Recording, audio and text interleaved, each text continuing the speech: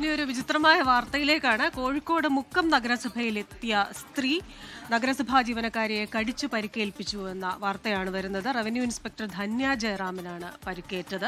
വിധവാ പെൻഷനായി അതിന്റെ അപേക്ഷ സമർപ്പിക്കാനെത്തിയ ഒരു സ്ത്രീയാണ് ഈ റവന്യൂ ഇൻസ്പെക്ടറെ കടിച്ചത്. ഒരു പ്രതികരണത്തിലേക്കാണ് ആദ്യം. ഇന്ന് ഏകദേശം 1 മണിക്കായപ്പോഴാണ് ഇവര് വന്നിട്ട് പെൻഷന്റെ സീറ്റിൽ നിന്ന് ഒച്ചപ്പാടുണ്ടാക്കുന്നത്. അപ്പോൾ സ്വാഭാവികമായിട്ടും ലഞ്ച് ടൈം കൊണ്ട് സാറും ഇല്ല, സൂപ്രണ്ടും ഇല്ല.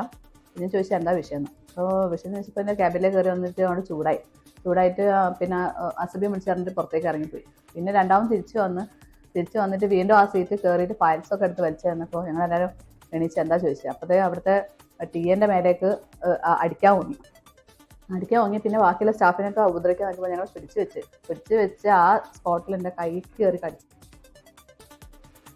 വിവരങ്ങളുമായി വർഷ ഗിരീഷാണ് കോഴിക്കോട് നിന്ന് ചേരുന്നത്. വർഷ, ഗുഡ് ഈവനിങ്. ഈ വിധവാ പെൻഷനുമായി ബന്ധപ്പെട്ട് നഗരസഭാ ഓഫീസിലെത്തിയ ആ വ്യക്തി എന്തുകൊണ്ട് ഇത്തരത്തിൽ ഈ റവന്യൂ ഇൻസ്പെക്ടറെ കടിക്കാനിടയായി? പ്രകോപനം എന്തായിരുന്നു?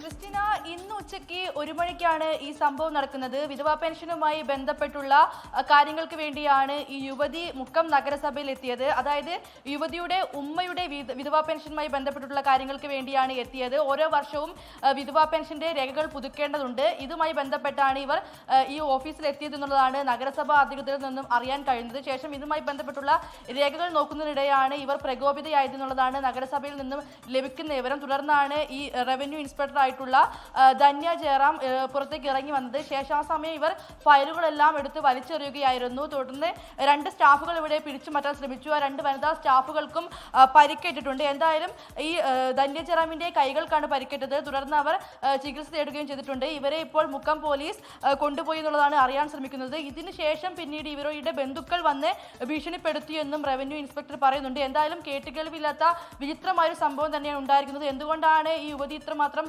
പ്രകോപിതയായതെന്നുള്ള കാര്യം വ്യക്തമല്ല. ഈ രേഖകളുമായി ബന്ധപ്പെട്ട് സംസാരിക്കുന്നതിനിടെ പെട്ടെന്ന് പ്രകോപിതയാകുകയായിരുന്നു എന്നുള്ളതാണ് മുക്കം നഗരസഭയിൽ നിന്നും അറിയാൻ കഴിയുന്നത്.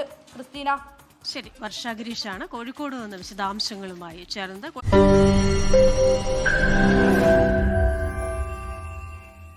ലോകത്തെവിടെയായാലും ഏത് സമയത്തും 24 വാർത്തകളും ഓഗ്മെന്റഡ് റിയാലിറ്റി പാക്കേജുകളും എക്സ്പ്ലെയിനറുകളും വിശദമായി കാണാൻ ഞങ്ങളുടെ YouTube ചാനൽ നിങ്ങൾക്ക് സബ്സ്ക്രൈബ് ചെയ്യാം.